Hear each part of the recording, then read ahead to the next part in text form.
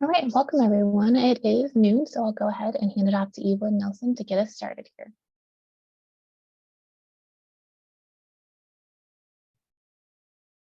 Super, thanks, Christy. Great to see everybody online today.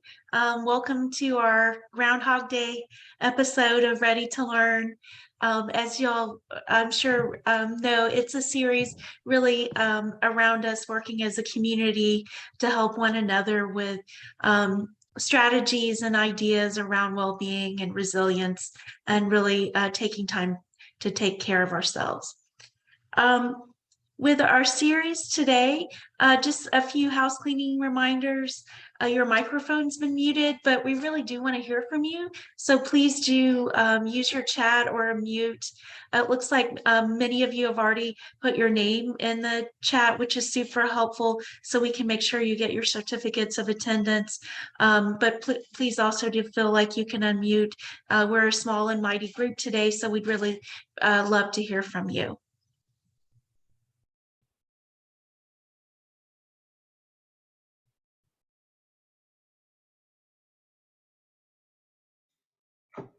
Fantastic. Thanks, Evelyn. Thanks, Dr. Absolutely. So hello, everybody. I think it's still good morning. If it's 11, it's noon, so it's not good afternoon. Happy Groundhog's Day to everyone. So glad you all could join us. I personally tried to coordinate all kinds of kinds of things to coincide with Groundhog's Day to take advantage of everything that it means, and that it didn't work.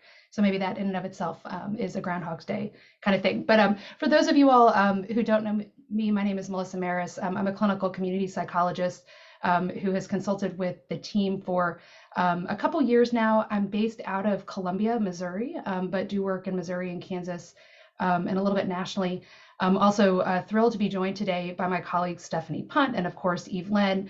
And then also I see James and maybe Mariana, but members of our coaching team. So just to kind of underline what Evelyn said, we have some content here today that we're excited to talk with you about, but please feel free to type things in the chat, to unmute and ask questions, and then absolutely to follow up outside of our session today. Lots of kind, smart folks who are happy to help and to talk things through and to help find solutions that will work for you, hopefully in your context. We can go to the next slide, Christy. So in terms of our hopes for today, we'd like to check in about how the last month went. So congrats, we made it through January. So 1/12 of our way through 2023. We're going to focus today on understanding how emotions work and their purpose, and then really spend some time talking about strategies that we can use to reduce suffering when we are feeling particularly hard or challenging, difficult emotions, thoughts, and experiences. And then, as always, talk through practical ways we can adapt these strategies for the classroom or whatever kind of context you are working in related to schools. Go to the next slide, Christy. So our quick disclosure statements, we don't have anything to disclose. And in terms of bias, we are always working to present the best information that we can from the available evidence. And of course, are always interested in having conversations about if you know something to be different or if you've learned something different. This is a learning community, so we love questions about kind of where we're getting this information from, if there's any confusion or questions around that science-based. But we are going to be presenting the best of what we know from what exists in the research when we're sharing today. And in terms of other final pieces before I hand this off to Stephanie, after the session today, you will receive the slides and the recording as soon as they are processed. You should have received materials from any past sessions that you attended. So if you didn't, please reach out to us. And certificates of attendance were sent in December for the first half of the year and will be sent out in April for these last sessions. And again, please feel free to reach out anytime if you have questions, thoughts, ideas. We'd love to be in touch. Our goal here is to try to make this as useful as possible. So if there's something we can do to make this more useful, then please let us know. And with that, I will virtually toss the ball all the way to California to Stephanie. Yay, I'll take it. All right, next slide, please. So again, just kind of reiterate what Melissa mentioned, that we want this to be a learning community, we want this to be useful for you. We always love conversation and want to hear what's working, what's not working, all those things. Sharing resources that maybe you've found really helpful, because definitely we are not the end all be all answer to all these things. But something that we're still continuing to provide is this like wraparound resource idea.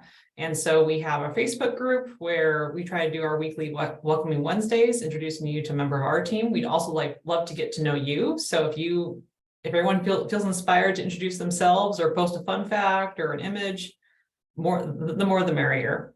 In terms of individual coaching, whether it be about the topics we're going to discuss today, the strategies, anything that we've talked about in the past, or something else completely out in left field that we haven't talked about yet, we would love to talk to you about that and help you find ways to kind of adapt strategies to work in your classrooms, work in your community. So that's kind of what one-on-one coaching is all about. And Mariana and James are great coaches for that. In terms of emails, hopefully you've been getting our resource emails with links, maybe some extra little strategies in there and tips.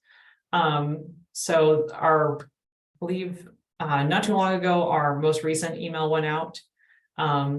And in general, just, even though we don't have any current surveys happening, we just appreciate you filling out surveys, because just any kind of feedback that you give us, whether it be official or not official, or even in the chat today, we definitely take it to heart. We want to help improve and help reach others with what it is that we're doing.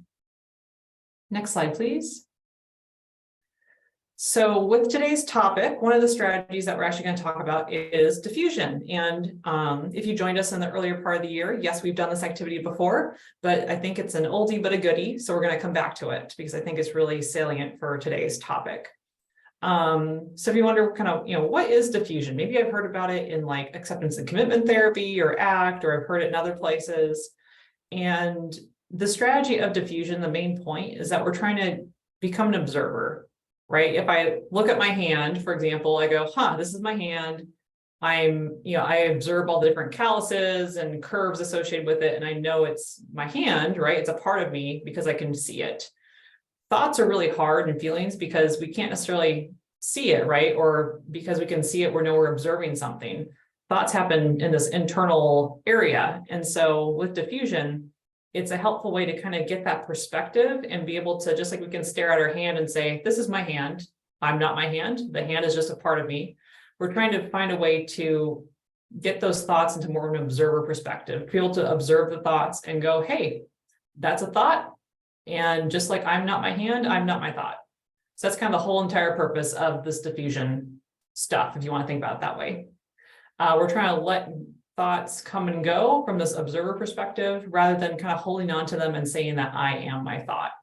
Of course, this is all easier said than done, right? Because we can't stare at our hand. We can't stare at the thought in the same way. But this is one strategy to kind of help us practice that muscle. So next slide, please. All right, so for this next section, I invite you can keep your cameras off, you can turn them on, or you can turn your cameras on, off, whatever you feel you want to do. You can sit in your chair, you can sit on the floor, whatever just feels like a comfortable position to sit in for a couple minutes. And so as you kind of find how you want to sit, just let your eyes gently close or fix them on a point in front of you.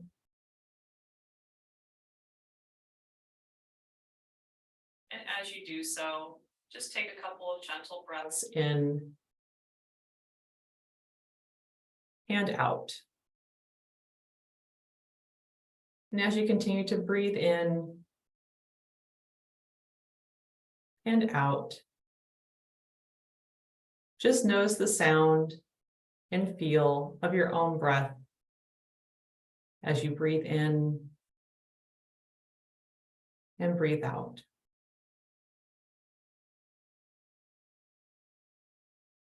And as you continue breathing in, maybe feeling that uplifting, positive breath kind of fill your chest. And as you breathe out, feeling some of the stressors and weight of the day moving on from you.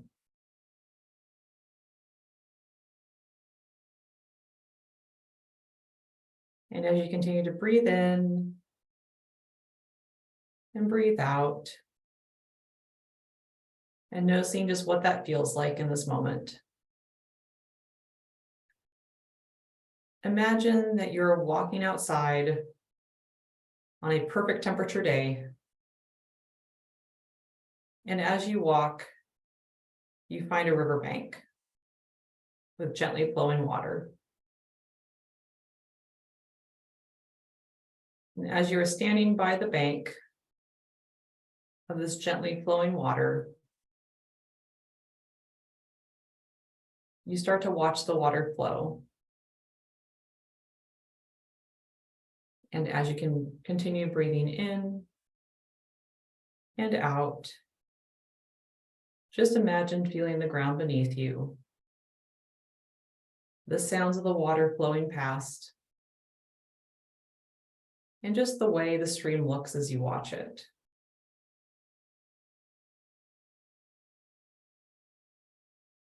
As the water moves, do you see the sun glinting off the water's surface? Do you see any kind of bubbles in the water? Does it make any kind of sound?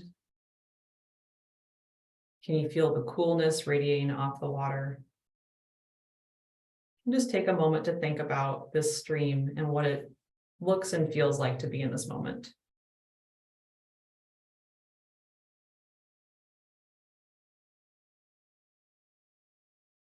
As you stare at the water,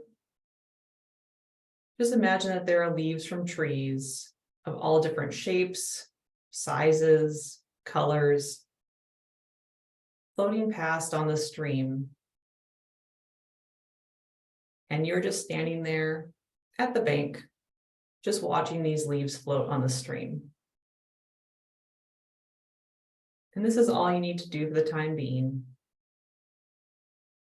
Just watching the leaves kind of swirl around in the water and float on past you, noticing their sizes, their colors, and different shapes.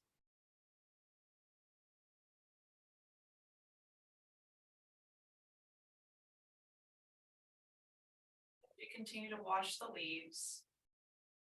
You notice you start to become more aware of your thoughts, feelings, or sensations in this moment. And each time you notice a thought, feeling, or sensation, just imagine placing it on a leaf and letting it float down the stream.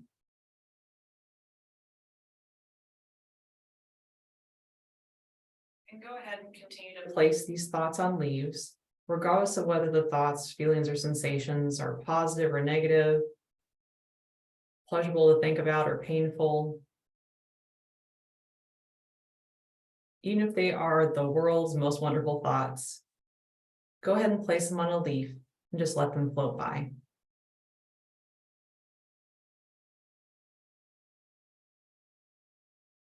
as you place each thought or feeling or sensation, without judgment, just on a leaf, just notice the observation perspective, the observer perspective of you watching that leaf float down the stream.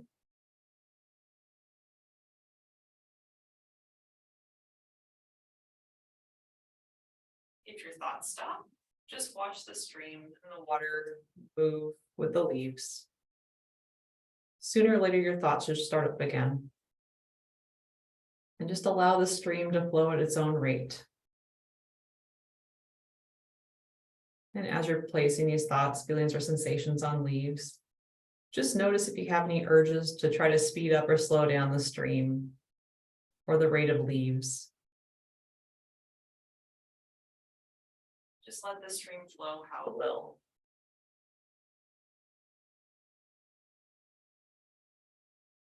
As you continue to notice these thoughts, or place these thoughts and feelings and sensations on leaves, if you notice that you have thoughts about doing this exercise, go ahead and place those thoughts or feelings on leaves as well. If you notice that leaf gets stuck or won't go away, it's okay to let it hang around. It'll figure itself out and continue on.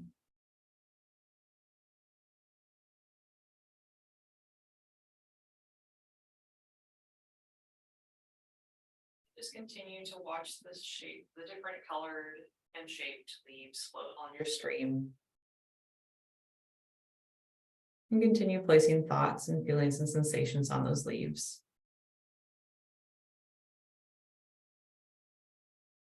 And as you continue to do so, just noticing the ground beneath your feet.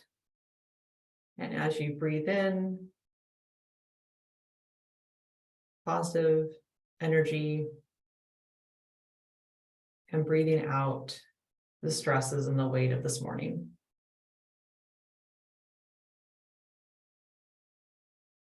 As you continue to watch the leaves, just notice the sun, how it reflects off the stream. If you can hear the water and feeling the ground beneath your feet. And go ahead and place a couple more thoughts or feelings on leaves. When you're ready, start to move from that bank of the river,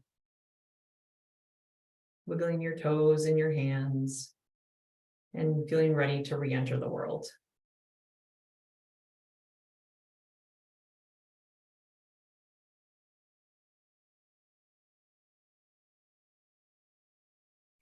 You're ready, feel free to go ahead and rejoin us.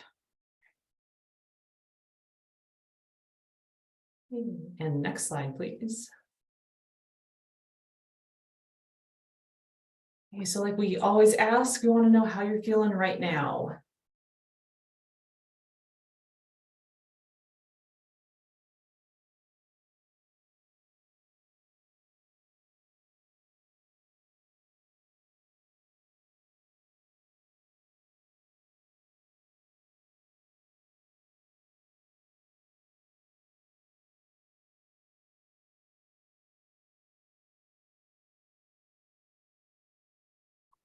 Word cloud response language ready. And again, there's no good, bad response. It's just we appreciate your honesty because that kind of can help us navigate this session today too.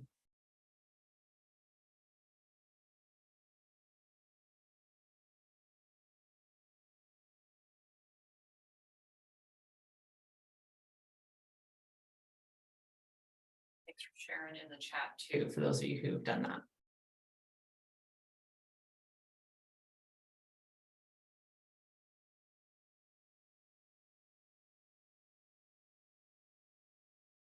For that person who does not feel well today, I hope you are getting the rest that you need or have rest coming up this weekend.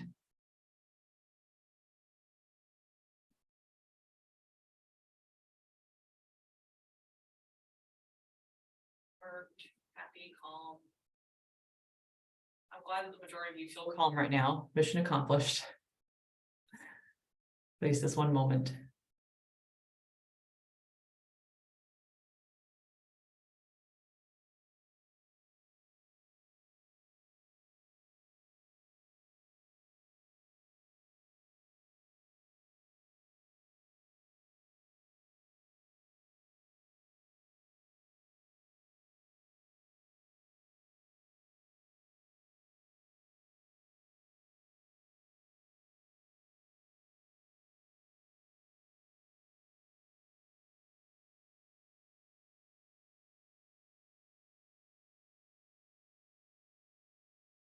Thanks so much for sharing. I might have a microphone problem, so I'm going to hand it over to Melissa right now. Fantastic. Thank you, Stephanie. So kind of just as to kind of step out of that experience for a second and kind of point out something we've said a few times and we've tried to reiterate throughout our session. So many of you all have commented on the relaxation or grounding tools that Stephanie has shared and used with this group and commented on how much you like them, the scripts, that they feel good. And so that all is fantastic. Full disclosure, I love them too, and I have a hard time leading these kinds of experiences, right? So that's a great example of If you like it, it seems to work for you, but maybe you feel stuck of like, how can I use this in my day-to-day, or how might this translate into my classroom or my therapy room, or whatever context you're talking about. That's a perfect opportunity to reach out and ask us that specific question. I love it. I don't think I can swing it. So what can I do? And let us talk about it, because absolutely, I love these experiences, and I love that Stephanie does it. But that doesn't mean that I can't use this strategy in my work. And so kind of please reach out if we are talking about strategies that you think sound neat, or if they feel good, but you're not sure how to do it in your context with the tools you bring to the table. So today we're going to be talking about how we cope with some of those more challenging thoughts, feelings, and experiences. And this is, I would argue, one of the most important and also one of the hardest parts of self-care. All of us at one time or another struggle with feelings that are difficult for us. We all have different feelings that are either particularly easy or enjoyable, and then feelings that we don't like or are particularly challenging. So that's what we want to talk about today, is these emotions, feelings, and then what we do when we have feelings or we're working with people, adults or young people, who are also seeming to struggle with some really difficult or challenging, unenjoyable, undesired feelings. So if we go to the next slide, we wanted to start with just a quick poll, and we're going to invite you to be honest. This is totally confidential, anonymous. We're not going to be able to know what you say, and just an honest reaction to feelings. And so when you hear the word feeling, and when you think about how you feel about feelings, which one of these statements best describes you? So number one, all feelings are stupid for everyone. We accept you if you feel that way. It's okay. Some feelings are okay for some people. Some of you might feel like that. Most feelings are okay for most other people, but not me. My brain understands there are no good or bad feelings. And then the rest of that is blah, blah, blah, but I don't like it. And then finally, there are no good or bad feelings. So just to be really clear, there is no right or wrong answer here. So pop in, respond, and let us know how you feel about feelings.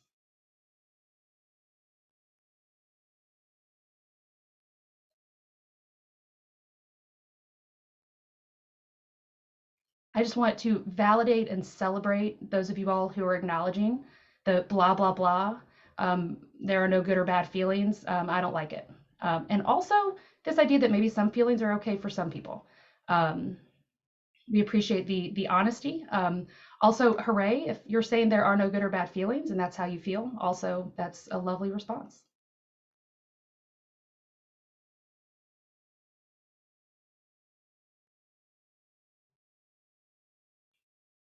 Any final responses here that folks want to pop in with?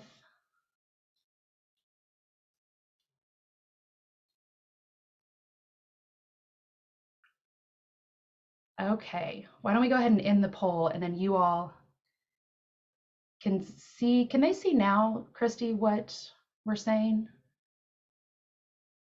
No, I don't think so until it's ended and shared. So it might be helpful if you're reading what the numbers look like. I believe it's shared. Are you guys not seeing it? I see it. Okay, thanks, Julie. Thank you. Okay, so what we are seeing here, so about 75% of us responded. The highest responses are for these final two, so there are no good or bad feelings, which if you read in a textbook how we're supposed to feel about feelings, this would probably be the thing that someone is telling us we should feel about feelings. I'm going to argue that it's great to read things. It's a different thing to feel that way, and that's okay too. And then also a fair number of folks who are saying my brain understands there are no good or bad feelings, blah, blah, blah, but I don't like it. That resonates a lot with me. And also a friend who said some feelings are okay for some people. And so kind of we have a little bit of variability there. So let's stop sharing that. And then if we go to the next slide, Christy. Okay, so I am going to invite us to take a deep breath And imagine a world where we just radically accept feelings, and really thinking about what acceptance is. And I love this infographic of what is acceptance. So this idea that what is not acceptance is when it's raining. If then our response is, I don't like rain, I wish it weren't raining, my day could be better, all I want is it to be sunny, it's ruining my day, everything is awful, right? So that is the opposite of acceptance. Acceptance is it's raining. Yep, that's what it is. It's raining, right? So where Stephanie started with, here's my hand, and that's my hand, and that's it. And then if we go to the next one, Christy, this idea of radical acceptance of our feelings looks different and it sounds different. And so these are things that if we're able to either notice these thoughts when they are coming through our head or invite us, our thinking to kind of move in this direction, this is what radical acceptance sounds like. And so this situation is only temporary. I can't change what's already happened. There's no DeLorean to hop in and go back to the future and change anything. I'm not going to stress over things that I can't change or things that are out of my control. I've dealt with something really difficult before like this, and I can deal with it again. This feeling is temporary and it will pass. I can't change the situation, but I can control how I respond to it. And so this probably sounds familiar either to things that we've already talked about or other things that you're already saying or things that you've learned about, heard about within the school context. So a lot of the foundations of what we call growth mindset are connected to this idea of radical acceptance. The idea of when we take a thought and then or a sentence and then we add a little bit more, that often we're changing how we look at it and we're shifting kind of that perspective. So I can't do this yet. I can't do this on my own. I can't do this without asking for help, right? So it's this idea that we take that thought and then expand it, and that really what we're doing there is this radical acceptance of feelings. So if we go to the next slide, Christy. And really our idea with this radical acceptance is that there are no good or bad feelings. Feelings are feelings, are feelings are feelings, and that is it. There aren't good feelings, there aren't bad feelings. There are feelings we like and feelings that we don't like. There are feelings we like other people to have and feelings we don't like other people to have. And it's okay to feel however we want to about feelings, right? That's the radical acceptance part. Accept it, take a deep breath, and then let's think about those feelings and what else we might be able to do with that feeling. And that's really kind of these different coping strategies that we're going to talk about today. So we're going to talk about acceptance, thinking about feelings as waves. We're going to talk about some strategies for overcoming intense emotions, and then how we can respond to some of these unhelpful thoughts. So if we go to the next slide, Christine. So let's talk for a second about emotions. So emotions and feelings are not the same thing. They are connected. A lot of people use them interchangeably. But when we think about actually the textbook definition of an emotion is really the physiological sensation that's associated with a feeling. So if we think about sad or angry or nervous, and we hear this a lot in all kinds of different self-care therapy strategies, when people ask, oh, so you're feeling angry, where is that in your body?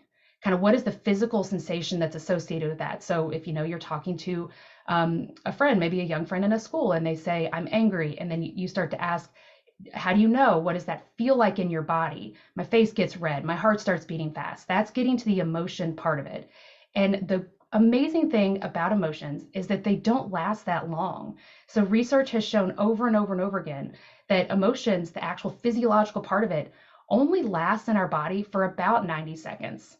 So here is the trick punchline. If we can tolerate through the 90 seconds, right, with that emotion and kind of stay with it and feel it and accept it, then a lot of times that's it.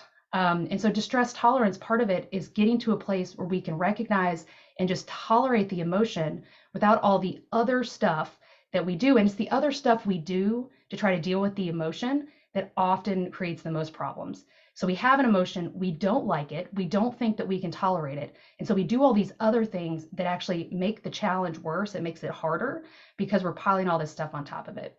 And really, when we think about it, emotions are essential to being humans. If we go to the next slide, Christy. And when we think about emotions and kind of why are they essential to being human, then we can really think about this idea of emotion regulation and the amygdala hijack. Perfect. Thank you, Christy. And so thinking about the idea of emotions being like an avalanche. And really even before that, this idea that emotions more than anything are information, they're signals. There's something that our body is doing to kind of give us information, to clue us in. And so at a really basic survival space, it's that gut feeling that you get that's hard to describe, but is telling your body, this is not safe. This is, kind of where our body is going, and their signals or cues. And when I think about emotions like that, like, okay, this is information that I want to be able to use in the best way possible. That totally shifts the way that I personally think about emotions and feelings, because now it's information I can use and not just something I have to get over or that I shouldn't be feeling. And so the trick with emotions is that they're a little bit like an avalanche, right? So you can see here, the idea is that the sooner that we can jump on and really address them at the beginning, when it's starting, they can, then we can actually address it in a way that's healthy, that kind of helps us stick to that 90-second sort of time frame, rather than what often happens, which is either we don't address it, we ignore it, we pretend like it's not there, or we pile on this other stuff to try to get rid of it or avoid it, that just makes it worse and worse and worse. So if we go to the next part of this, Christy, there's this lovely kind of figure and this idea of kind of the amygdala hijack and kind of thinking about what our brain is doing when we have an emotion. So what happens when we have an emotion is that what's happening is that the amygdala, right, which is where the emotion happens in our brain, the amygdala is really, really close to the hippocampus. And the hippocampus is where our memories are. So what happens in our brain, we have a really strong emotion. We have that physiological sense in our body. Our brain tries to make sense of it because that's what we naturally do. And oftentimes, because it's so close to that hippocampus, these things get really, really complicated and all, kind of messed up together. And so then we have this physiological kind of thing, and then our brain goes to the hippocampus to try to figure out, what is this? What do I do? How do I respond? And then we're kind of going back into past experiences. This is where the trauma starts to connect. And so then this is where a lot of things start to get more complex. And this is why sometimes people talk about emotional regulation and this idea of the amygdala hijack, which is really that we have an emotion, and then all of a sudden it, avalanches, it crescendos into this other thing. And then that's when the warning kind of signal starts to get hit. And so really the emotions at this point have kind of taken over and are now driving a lot of what we're doing, when in reality, what happened was an error in our brain, this cognitive error in terms of the connection between the emotion and then what's actually going on. So if we go on to the next slide there, and that's where that amygdala hijack is, that button, the emergency button. And then really back to this idea of radical acceptance, and this idea that experiencing peace. So if you think about someone who's really peaceful or really zen, you think of them as being really grounded, super calm. The reality is that it's not that these friends are not feeling any emotions, right? We all feel emotions all the time. It's part of being human. It just means that when we have these emotions, that we're capable of dealing with these emotions in a way that's not making things worse, but also is kind of in that space that Stephanie was showing, that we have the emotion, we can recognize it, and then we can put it on the leaf, and then it gently flows away, right? So in the midst of all these chaos, that we can manage the things that we can manage without letting our amygdala and our emotions kind of take over. And so on the next slide, one of the other ways of kind of thinking about this is thinking about emotions as waves, right? And this idea that, I think about like kind of going out into the ocean, say there's kind of some pretty reasonable sized waves, and kind of what that is like, and whether or not you stand right where the waves are crashing, or if you can get out just a little bit further so that you're really kind of just bobbing along and sort of floating. Because the trick here is that we want to try to get our bodies and our brains in a space where we're really riding the wave rather than trying to crash into it. And that also we're aware kind of when we really are riding the wave, and then eventually the wave is going to end, right? And so really kind of that idea, the peaceful bobbing along, trying to notice that we're in an emotion. We're not judging it. We're not jumping to do anything in response to it, but that we're just kind of trying to ride that wave of emotion through. If we go to the next slide, Christy. So this AND acronym is one way of sort of thinking through and trying to process this idea of the emotion. What is the emotion, and kind of riding that wave of emotion, and building up awareness of that inner experience. Okay, so I'm having an emotion right now, an emotion is happening, being aware of it and then naming it. And there is so much power in naming an emotion. It seems so simple, but research has actually shown that when we name an emotion, so I'm feeling angry, my body feels angry, we name it out loud, that our brain actually processes that information in a different way because it's going through our ears. Which is really amazing. So we are aware of it, we name it, and then also that we can describe it. And that's part of the trick of when Stephanie was asking, how are you feeling? And the more that we talk about our feelings, the more that we name our feelings, the better we get at it. And also the more control we have over being able to use our words in our language to start to describe what those emotions, those feelings are, which gives us more power to do different stuff with it, which is just helpful in the end. So in terms of overcoming intense emotions, so we were talking about emotions in general. So if we go to the next slide, also acknowledging that sometimes with these emotions, that what's happening is that we have a really intense emotion, and acknowledging that sometimes we have really big emotions, big feelings, and sometimes we have really small emotions and small feelings. And so when we're talking about being zen and grounded, riding this wave of emotions, that all sounds really nice. But what about when we have really, really, really strong or intense emotions? What do we do then?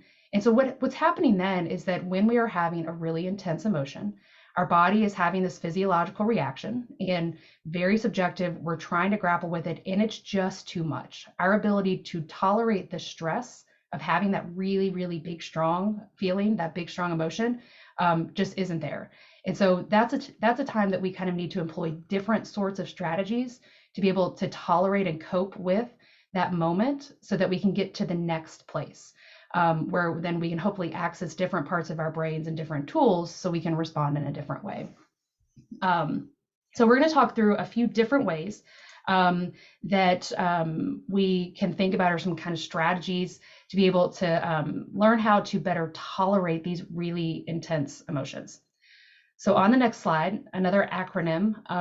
Acronyms are super duper helpful when it comes to building our tool set, our toolkit to recognize and tolerate big feelings, these strong, intense emotions.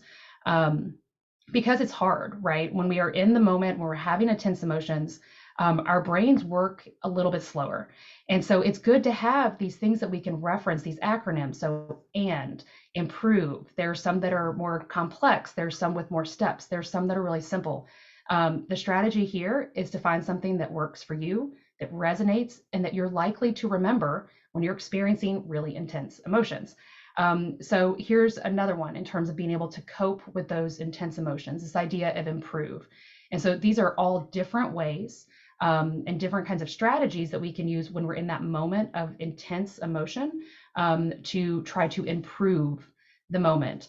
And so this idea of imagery. So maybe with imagery, there is either an ability to find some peace and tolerate the feeling, the emotion until it gets a little bit less intense, or it actually can help us make meaning of the emotion, which again takes us to a different place where then it's going to be easier to tolerate and get through the emotion. Kind of this idea of finding meaning. So this lovely, lovely quote from Viktor Frankl. We talked a little bit about him, I think, back in December. So if we can make meaning of the emotion, then that can help. Prayer, so praying to kind of whatever a bigger, higher power, might be. This idea of relaxation, thinking about one thing at a time. So again, going back to Stephanie's grounding exercise here, if we can just focus on one thing in the moment. Sometimes the reason we're having intense emotions is because it's kind of like this avalanche, right? One thing falls, or dominoes. One thing happens and then they all just start falling. And so it's just a whole lot of things all at the same time. The reality is that you're not going to be able to do anything with all of those things all at the same time. So pick one thing, pick one emotion, or pick one thing to focus on, pick one part of the really complex, messy part of whatever the chaos is that you're experiencing. Just focus on that one thing. It doesn't mean that you're not going to be able to focus on all the things later, but for right now, just focusing on that one thing. Thinking about vacation. So absolutely being able to take some space, And go on vacation is lovely, but also that you're just going to take vacation from that moment. Take a vacation from that feeling or that emotion. It's okay to put something aside, knowing that you're going to come back to it. The thoughts and the feelings that we put on the leaves to gently flow down the stream, they're not actually going anywhere. They're still there, right? But it just doesn't mean we have to do it right now. This is also a good reminder of just taking a break. One of my favorite strategies when there's a really big feeling or a big emotion, when something happens and in the moment I have no idea what I should say or do or feel, is just to take a giant breath, right? Create some space and take a vacation from the moment. Take a deep breath. Breathing is one of the only ways that we can actually really in our brains work on regulating our emotions and our feelings. So take a deep breath, pause, give it some space. You'll have plenty of time to respond and deal with it in a second, but just take a moment to really gather your thoughts and your space, and take a deep breath to make sure the oxygen is going to all the right places in your brain and in your body, so that you have all the tools you need to deal with those intense feelings. And then also encouragement. So this is any of that kind of positive thinking. You can do this. I can do this. I've done this before. I can do something. Find something positive about you, even if it's not related to the situation, and just remind yourself of that. Remembering that we have the tools to do things is a good reminder that we probably have the tools to do whatever this thing is right now. But sometimes we have to remind ourselves that we do actually have resources to try to respond to these challenging or intense kinds of feelings or emotions. If we go to the next slide. So also thinking about senses and how we can think of all the senses when we are soothing. Some of my very favorite coping strategies for adults and our young friends alike are related to sensory activities. And I like it because it's simple and it's smart and it's really easy and it works. The trick here is to remember that we have lots of senses. So maybe you have heard of, putting your hands in cold water if you're feeling overwhelmed, or that, in the movies and shows, there's always, somebody who's wearing a rubber band and like flicking it on their wrist. That is actually a sensory tool, but there are lots of them because we have lots of senses, right? So thinking about what we're listening to, what we hear, what we're touching, so something soft or something smooth and cold, thinking about taste, thinking about what we're seeing, and then also what we're smelling. So if you've ever been in a classroom or been in a space, I do this with my own family, and things are getting really loud and chaotic, and it's starting to feel overwhelming.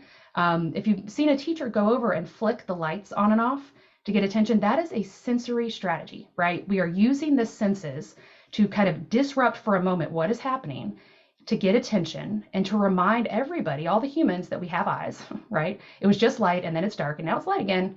And so in that moment, that's actually a sensory tool. So there are lots and lots of sensory tools that we can use to cope with these really intense emotions. Again, with this idea that we're not solving or fixing the emotion, and we're not ever going to, that's not the goal, but that we're tolerating it long enough that we can, gain access to these other resources and tools that we need to be able to get through it. And then I think, Stephanie, you are going to talk to us about TIPP. Yep. All right. So next slide, please. Make sure I'm on the right slide here. Okay. So I think if you click one more time, we'll see what the acronym means. Oh, maybe it's gonna be a couple more clicks. Yay. Okay. So in terms of just like what Melissa was talking about, how to deal with intense emotions. So TIP is another strategy, and it kind of comes from dialectical behavioral therapy, emotional regulation stuff. And it's just, again, I think there's a lot of skills or strategies that we already know, but just kind of packaged in a different format or different combination that might work better for a different situation. So again, the purpose, right, is if I'm having a really intense emotion, I want to be able to hit the reset button, right, or press pause. And so the first part of this is temperature. And so when we're in crisis, our body feels hot, right? Emotionally, physically, there's just a lot being activated. And so we want to, in terms of temperature, we want to try to change the temperature, right? We want to cool ourselves down. So whether that means splashing water on our face, taking a wet, cold towel, sticking it on our face, taking an ice cube, eating or drinking something cold, can help us cool down emotionally and physically. And kind of the cool thing about the science behind it is that actually, it's like a survival thing your body has, is that if you were to submerge your face in water, your heart rate automatically slows down, your blood pressure slows down. It has to do with the vagal nerve regulating all this stuff.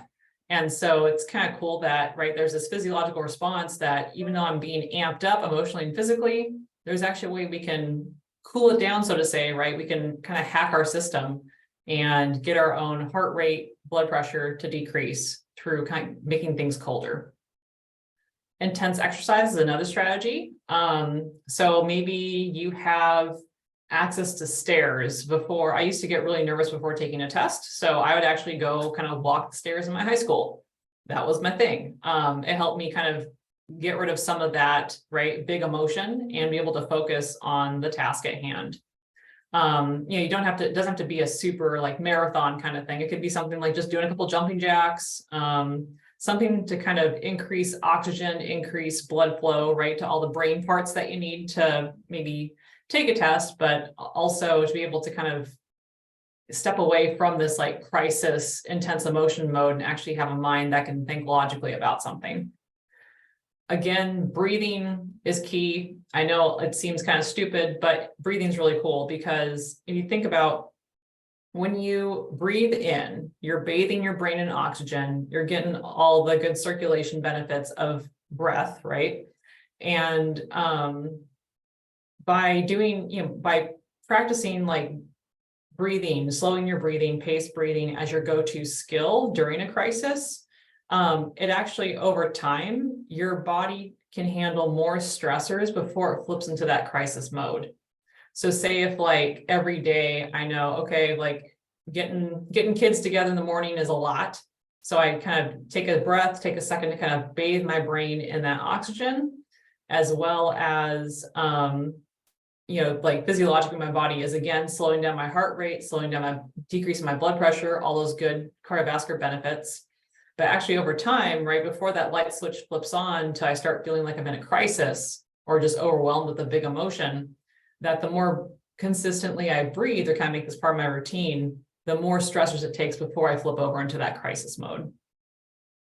Again, too, with, so the last P is paired muscle relaxation. And so that's kind of being able to focus on like tensing and relaxing, tensing, relaxing. For me, I'm someone who, when I get stressed or a big emotion, I don't breathe and I tense everything up. That's like the perfect recipe for a headache. So kind of through trial and error myself, like breathing is helpful. It helps kind of remind me like, hey, you're stressed out, you're not breathing. Let's try to avoid that headache. And then also with paired muscle relaxation, just being aware of like muscles that you're tensing up really does just kind of, it's like that checking in with yourself, right? Trying to figure out like, oh, like in this moment, I am tense. Maybe this means I'm really stressed out about something. Cool. What strategies can I use? And even though kind of we're stepping through these things in a very like logical, methodical process, these things all take time. Sometimes it's not going to be in this order. Sometimes it might be a different combination of things that works best for you. So again, these are all just different strategies that you might be able to kind of pick up and use here and there from your toolbox. And you might already use some of them. Next slide, please. So there's, we think about, we talk about big emotions, but also like how to respond to unhelpful thoughts. So there's the diffusion piece, which we kind of touched on a little bit, and then there's thought reframing. So I'm going to go ahead and skip to the next slide because I think that one just does the best trick of it to define these things. So again, diffusion is the purpose of diffusion strategies, like leaves on a stream is what it's called, what we went through together. Or if you have, there's another strategy called, it's like you just repeat the same word over and over again. So say if the word is lemon, and I say to myself, lemon, my brain pulls up, oh, an image of like a yellow fruit. It's very citrusy, tart, all these things associated with it. If I keep saying lemon, lemon, lemon, lemon, lemon, lemon, lemon, and then say it faster, slower for a couple minutes, right? That word kind of loses all meaning and my brain kind of turned off its associations. So that's another example of how to kind of in the moment, you can use diffusion by saying a word over and over again. It could be the most ridiculous word ever. It could be like minions. I have minions on my coffee cup. So minion, minion, minion. that it's just the idea of kind of like you are able to take a more observer perspective rather than being kind of just enmeshed in that thought. So again, too, right, like my hand is my hand. I know I am not my hand because I can observe my hand. I can see it. How our thoughts are hard because they're like little, almost like little bubbles that kind of pop up in our brain. And it's like, hey, what about this? And hey, what about this? And you can be like, wow, it's a really sad thought, or wow, it's a really happy thought. And that's observing thoughts, right? But to start kind of personalizing or taking on, the idea that I am sad. I mean, which you can feel sad physically and emotionally, but when you start noticing like there's these, like if I have XYZ thought, therefore I'm a bad person, or a lot of these judgmental kind of thoughts, judgmental statements about yourself, that can kind of just get all kind of mixed up and that observer perspective is lost. Thought reframing, we probably already know, that's kind of like the old school cognitive behavioral therapy way of, say if you have a thought, maybe my thought is I'm a horrible person, or I suck at math. Let's make it more specific. I suck at math. So then I'd want to say, okay, what's my evidence for saying I suck at math? Was it a poor test score? Do I not actually have any substantive evidence to support that claim? So it's kind of like you're trying to search for evidence to support or refute the claim. A lot of times we make judgment statements about ourselves that are pretty broad strokes, not specific, and they aren't helpful, right? And then when you start kind of pulling in different evidence things of like, oh, well, how did you score on your last math test? Or what's, say if it's I'm a bad person, it's like, okay, well, what specific things make you a bad person, right? A lot of times with these broad stroke statements about ourselves, we can't come up with very specific evidence.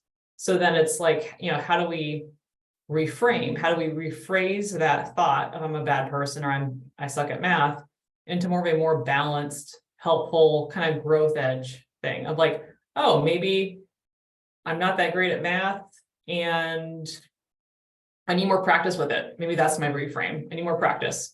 Or maybe my strength is my writing or my ability to draw, right? Versus kind of just getting stuck in that thought of I suck.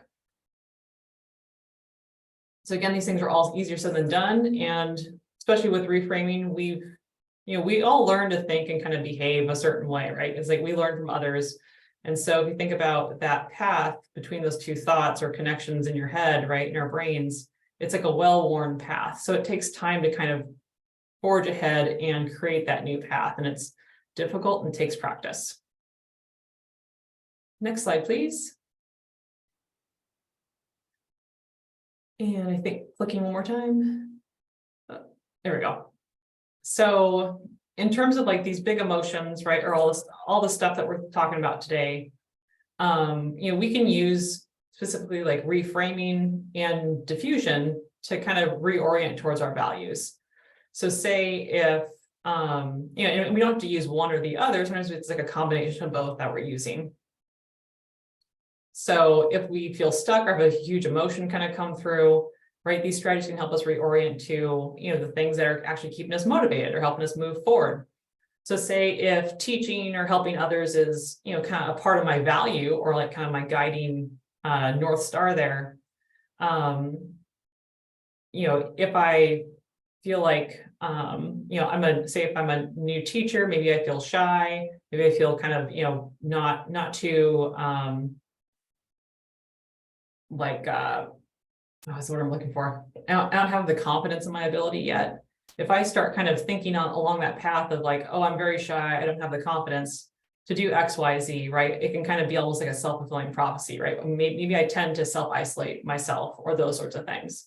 However, if I can find it, acknowledge the thought and go, hey, I'm really nervous about X, Y, Z happening, or this is like my first year doing something, and then be able to pivot and go, okay, I may be shy and I may not have the confidence and I'm going to learn all I can, right? And I'm reframing that thought and feeling into something that's more productive, right? Or actionable to help me kind of stay in line with that value. Or if I notice it's more of like a judgment thing and I can, pull out my lemon tool and just kind of say, maybe it's, the word like not, confidence is something that bothers me. Maybe that's the word I'm going to repeat over and over again until it kind of loses meaning and I can become more of an observer of that thought. And so, right, it's kind of all about ways to try to disengage from that feeling stuck or that stuck point and moving more into how can I reorient towards what it is that I'm here to do? Like what it is that I want to do to reorient to that larger value that I'm trying to move towards. Next slide, please. And so we've all come a long way in the past hour, but these are all the different skills that strategies that we've gone over today and kind of their associated, kind of the purpose behind them, right? Like whether it be like riding the wave, more acceptance, 5 senses, tip skills, right? These are more how to just kind of deal with intense emotions and then responding to unhelpful thoughts, diffusion, reframing, kind of reorienting, checking in with values. All right, next slide, please. So in the word cloud, if you're still with us, what activity do you use to cope with your intense emotions? It could be something that we talked about today. It could be something that is different that you find super helpful. We definitely want to learn from each other.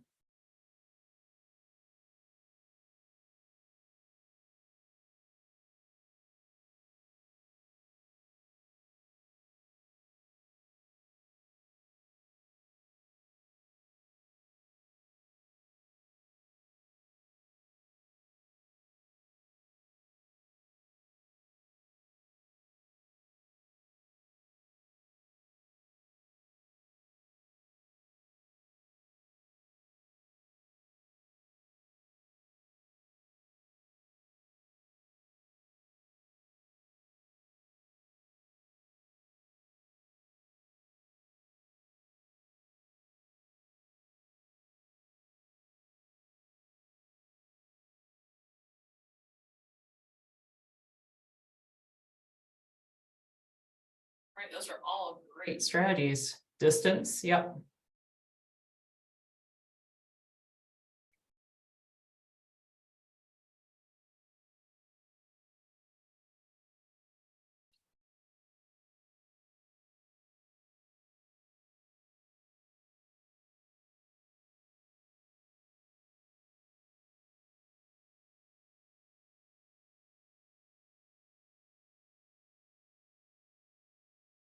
We appreciate all your responses. In the interest of time, let's keep moving along. We got almost there, but definitely, I think those are great strategies.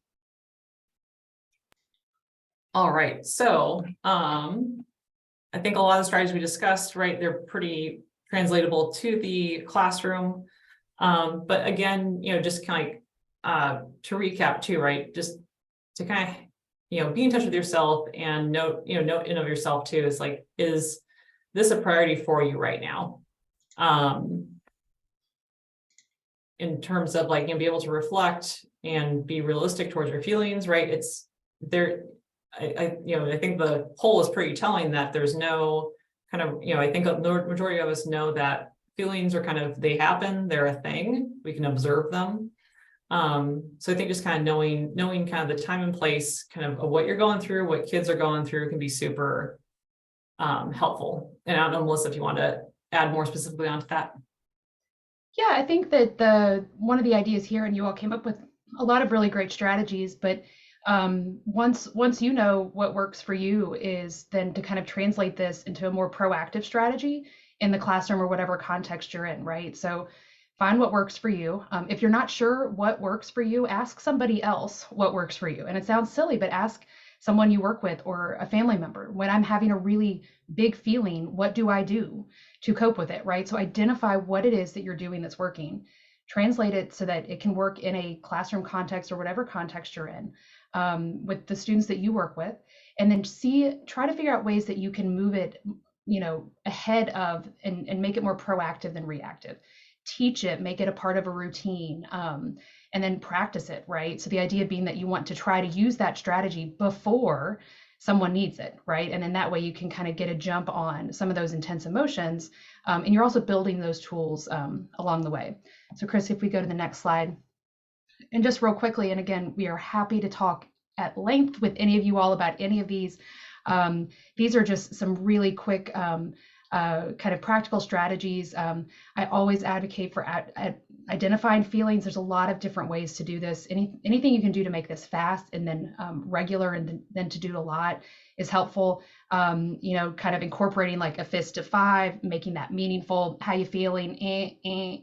That was easy. Weather is great. Colors, whatever's going to work for you and in your context. Use that and practice on it a lot. Doing the time and space thing, several of you all commented on the 90-second emotion finding and that physiological reaction. It's a great strategy. Almost all of us will say, yep, I can do anything for 2 minutes. And if 2 minutes is too long for you or the friends you're working with, start with 15 seconds, right? Start with any amount of time that someone says, yep, I can just sit with that feeling for that amount of time, and then just keep going from there. Using all of your senses, and again, practicing this, trying to find ways to make this a proactive strategy instead of reactive. So this 1 minute wonder, 10 minutes in, is the idea that 10 minutes into an activity, take a break and just do a sensory activity. You plan it, right? You don't want it to be disruptive to the work you're doing, but the more you can practice this stuff ahead of time, the better off you're going to be. And then again, find ways to double down on any kind of growth mindset kind of language you're already using. This is another great time to invite someone who you work with, who watches you, who listens you, to identify the things that you're saying. If you're not aware of what you're already saying that's working, ask someone else, because you're already saying things that are working. That way you can kind of take a hold of it and do it on purpose. So again, reach out if you have any questions or thoughts. If we go to the next slide, Christy, we have a quick summary of kind of some of our main take-home points here. The idea that we have emotions, it's a thing, we acknowledge it. There's ways that we can try to decrease the intensity and move beyond that stuckness that sometimes we have, that sometimes we get stuck on, and that all of these are tools. All of these are strategies that can be used by anyone in a whole lot of contexts. So the trick here is really finding something that will work for you and what you're doing. So again, thank you all so much for being here. I know we are maybe a minute or two over time. Thanks for being here. Our next session is going to be on March 2nd from 12 to 1. We will follow up with slides and materials. Again, reach out to us if you have questions, concerns, or thoughts. We would love to talk to you more about how we can help you make this work. There's a lot of these things, a lot of acronyms, a lot of pictures, a lot of strategies. The trick, again, is figuring out what you can and want to do and committing to it. And we're happy to help you all move this forward so that it can try to see what works in your classroom, your context that you're working with. So again, thank you very much. Happy February. I hope the part that's Groundhog's Day for the rest of February is a good part of today that keeps repeating. And we will look forward to seeing you all in March. Thank you all very much.